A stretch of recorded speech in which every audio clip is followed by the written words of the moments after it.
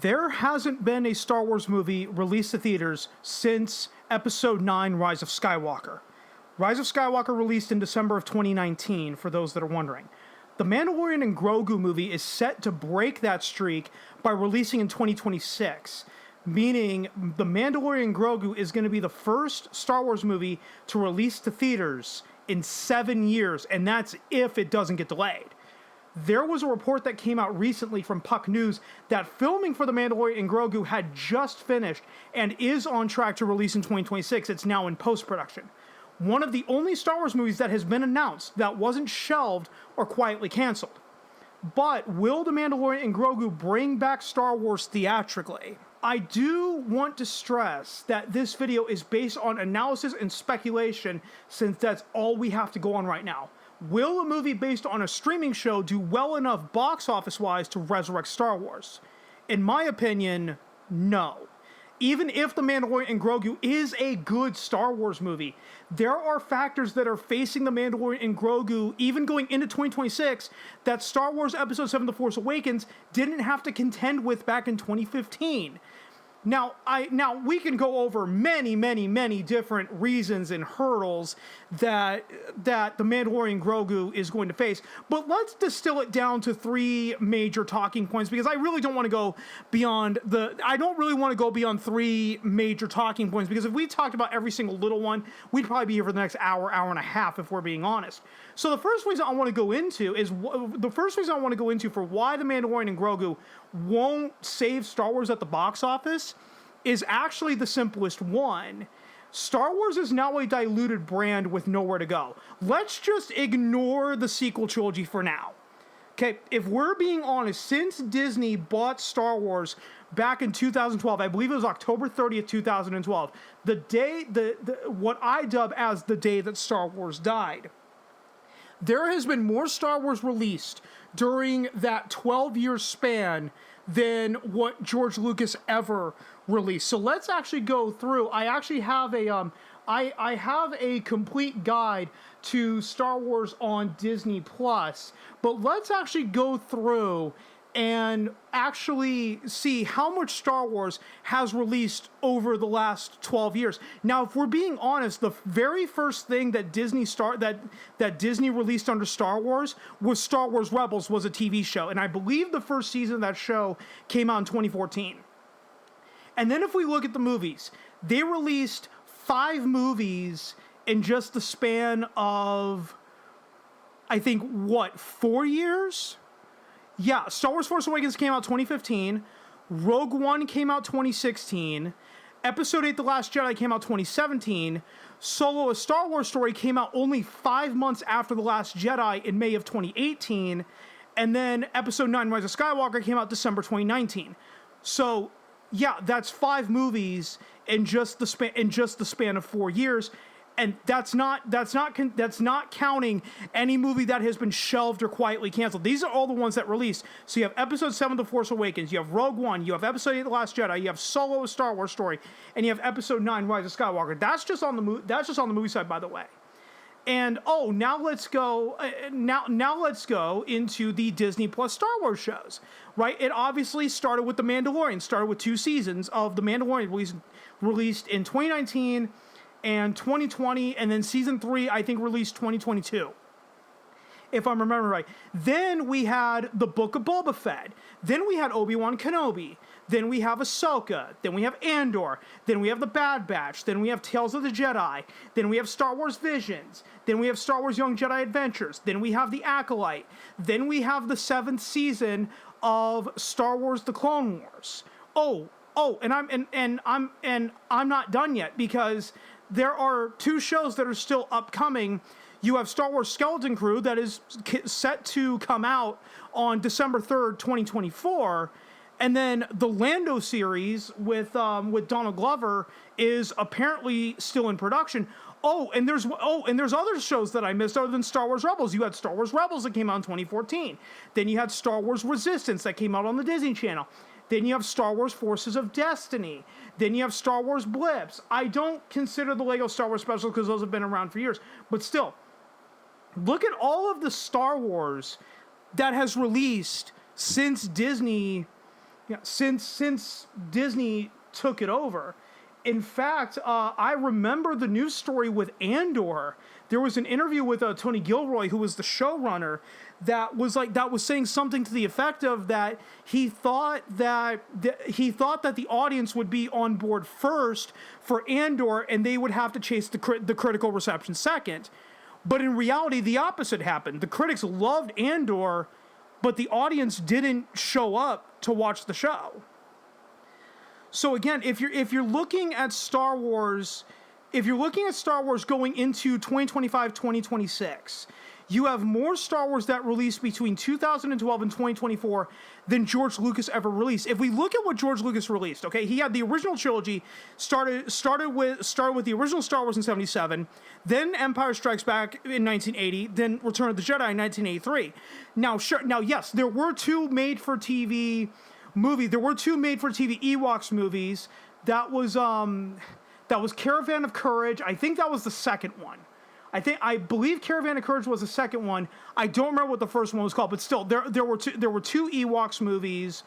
There was a holiday special that came out in 1978, and then obviously there was the very short-lived Ewoks cartoon and Droids cartoon from the late 1980s. But still, okay, that's all the Star Wars that released, at least in terms of movies and television.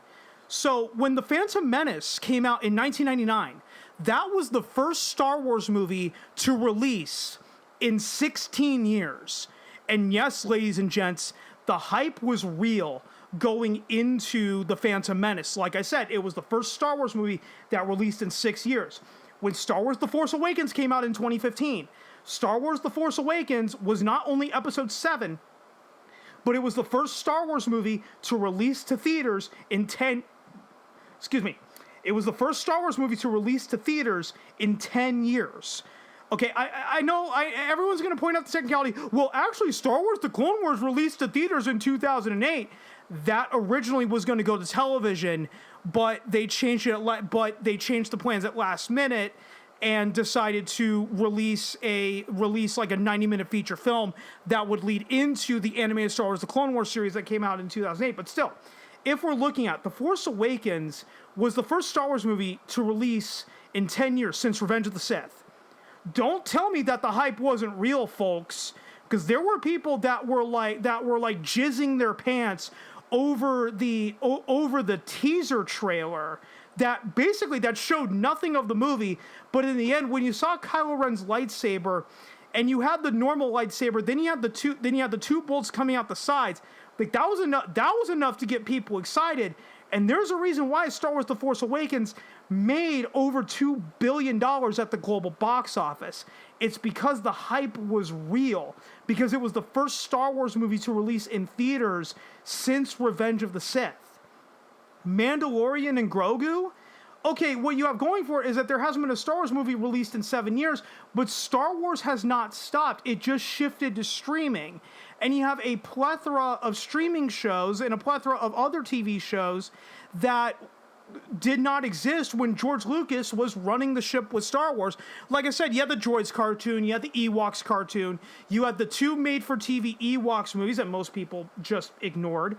Oh, I forgot about the 2003 Micro Clone Wars series, but still, Star Wars was a lot more concentrated than what it is now. Now, Disney Lucasfilm, with regard to their streaming shows, is basically taking the approach that Marvel took, and that we're just going to throw a bunch of shit at the wall and just see what sticks.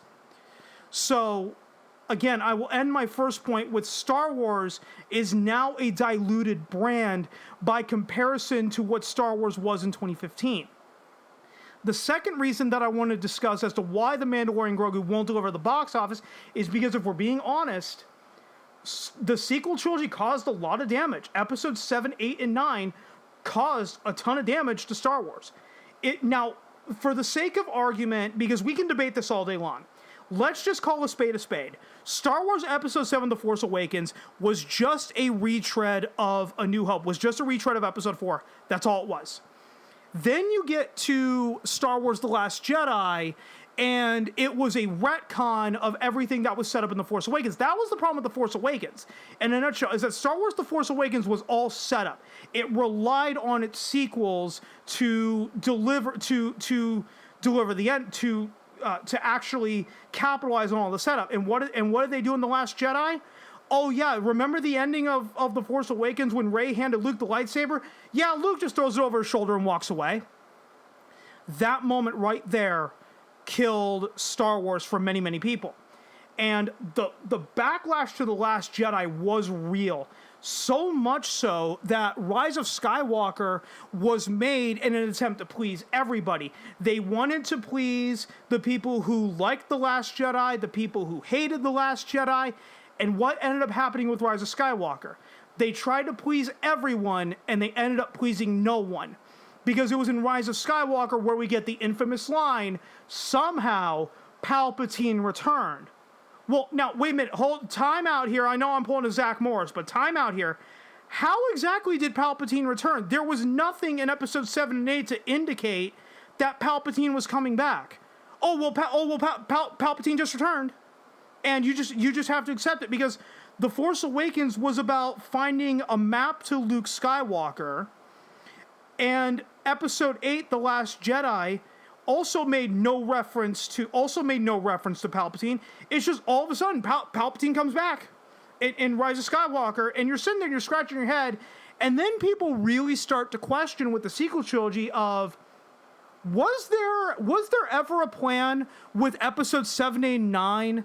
Because by the time you get to Episode 9, when you get the infamous line of somehow Palpatine returned, even the same people that were defending The Force Awakens and The Last Jedi were even questioning, did the sequel trilogy have a plan? And the answer to that was no. Even Disney, Lucasfilm, and J.J. Abrams himself came out and admitted that the sequel trilogy had no plan. They were just flying by the seat of their pants and hoping for the best. Well, now you get the mess of what the sequel trilogy... is. Episode 7, 8, 9 is the messiest of every Star Wars trilogy. Again, I could sit here, I could debate this all day long, but that's an entirely separate analysis video. So let's go ahead and move on before I drag this out longer than it needs to be. And let's go into the third and final reason why I believe that The Mandalorian and Grogu will not save Star Wars at the box office, and that's simply because making movies around streaming shows also didn't work for Marvel. Right? If we're looking at the MCU, if we're looking at Phase 4, we're looking at Doctor Strange in the Multiverse of Madness. Doctor Strange in the Multiverse of Madness was not a sequel to 2016's Doctor Strange. It was the conclusion to WandaVision, which was a streaming show. And then if we're looking at the Marvels, it included Monica Rambeau from WandaVision. It also included Miss Marvel from the Disney Plus series Miss Marvel. Oh, and the Marvels was a direct follow-up to Secret Invasion, which was yet another Disney Plus streaming show. There's a reason why the Marvels was such a box office bomb. It's because you had to watch 3 separate TV shows in order to understand what was actually going on with the Marvels. The Marvels originally started as Captain Marvel 2, but over time it morphed into, it was a sequel to WandaVision, it was a sequel to Miss Marvel, and then it was a sequel to Secret Invasion. So unless if you watch those 3 streaming shows before watching the Marvels, you're not going to know what the hell is going on. And if we're all being honest, no one likes doing homework. Someone going into the Mandalorian and Grogu movie cold, are they willing to go back and watch 3 seasons of a TV show? There's 8 episodes a season, so that's 24 hour-long episodes of a TV show. Are they willing to go back and watch 24 hours of a TV show just to be able to watch 1, 2 to 2.5 hour movie? Probably not. Okay, this is why Marvel early on in the MCU was actually very smart with their shows like Agents of S.H.I.E.L.D. and Agent Carter. The shows reference the movies, but the movies never reference the shows. And let's not beat around the bush. The Mandalorian and Grogu is going to be a continuation of the Disney Plus series, The Mandalorian. Oh, and I forgot. No, actually, I actually forgot something in my little rant about watching 3 seasons of The Mandalorian, because watching the 3 seasons of The Mandalorian is not enough. You also have to watch the Book of Boba Fett, because the Book of Boba Fett was effectively The Mandalorian season 2.5, so much so there was an entire episode just dedicated to The Mandalorian and Grogu in a show called The Book of Boba Fett. Boba Fett was absent from an entire episode of his own show. So you have 3 seasons of The Mandalorian, that's 24 episodes. I believe the Book of Boba Fett was 7 episodes, so that's now 31 hours of a TV show to watch 1 2 to 2.5 hour movie. If it didn't work for Marvel, what makes you think that this move is going to work for Star Wars if it clearly didn't work for Marvel? Look at the state the MCU is in right now. Even Bob Iger had to come out and admit that, yeah, they diluted the MCU by making all of these streaming shows, and they're dialing it back now. So it didn't work for Marvel, but somehow it's going to miraculously work for Star Wars. Just let that sink in. And I know I've dragged this video on longer probably than it needs to go. So I'm gonna end off the video with this. In my personal opinion, Star Wars just needs to go away at this point. George Lucas had a point about retiring the series for a while, despite all of the criticisms that got levied at him by Kenner Toys, because, oh my God, you're going to put people out of work because you're retiring the series, blah, blah, blah, blah, blah, blah, blah. Okay, the release of The Phantom Menace in 1999 proved that the strategy worked. Yes, there was the Ewoks and Droids cartoon and the Ewoks movies on TV, but there had not been a Star Wars movie released in theaters for 16 years when The Phantom Menace came out. And I know I've already touched on this point, but I want to hammer this home. The strategy paid off because The Phantom Menace was the highest grossing Star Wars movie made at the time, unadjusted for inflation, grossing over $1 billion globally. And this was back in 1999. Billion-dollar box office grosses were extremely rare. It wasn't like the late 2000s and in the 2010s where it felt like every major blockbuster was grossing close to $1 billion or a little over $1 billion at the global box office. When Star Wars The Force Awakens released, it was 10 years since the last live-action Star Wars movie. The Force Awakens wasn't a spin-off movie like Star Wars The Clone Wars was. It was Episode VII. The Force Awakens grossed over $2 billion globally. Don't tell me that the prequels destroyed Star Wars. The Force Awakens' box office proves that Star Wars was still a strong brand even back in 2015, and peak prequel bashing on the internet just to add in another layer. The Mandalorian and Grogu has to contend with a diluted brand, with the sequel trilogy causing far more harm than good to Star Wars. Oh, and it's going to be a continuation of a streaming show. To the Mandalorian and Grogu movie, best of luck. You're gonna need it.